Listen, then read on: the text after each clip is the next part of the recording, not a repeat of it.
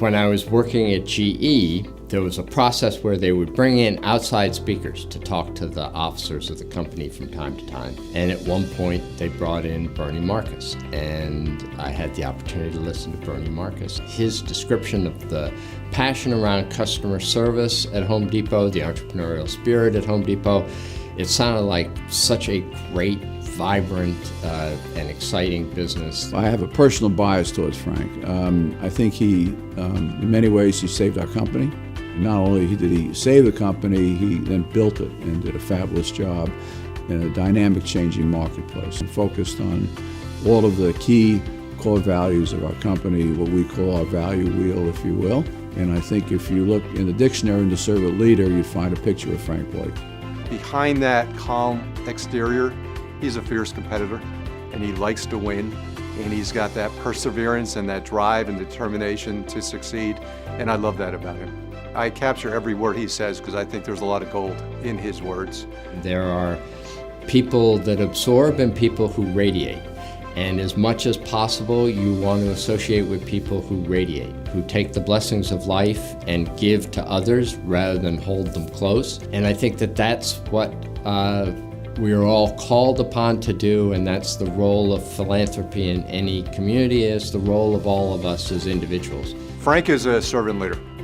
He leads from the heart.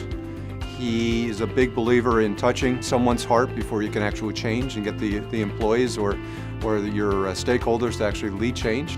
Frank is wicked smart, and I love that because he challenged us to be better thinkers. He's also a servant leader. He always put our associates first, and he put the customer first. He took over as CEO when we were struggling. Frank led us through that. He made a big difference to the Home Depot, but it's much more than the Home Depot. Frank is a citizen of Atlanta. He chairs the board for Grady Hospital. That's an amazing role. He's giving back through his chairmanship of that hospital.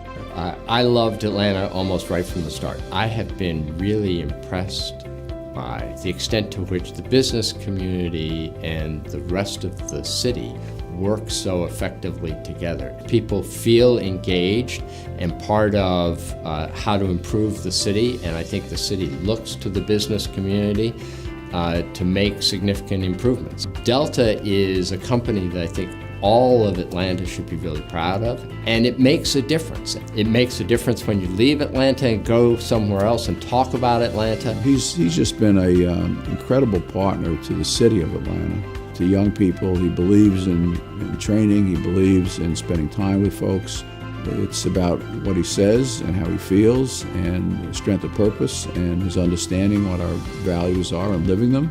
The best advice you can give is the advice about making sure that you give to others and are thoughtful about giving to others.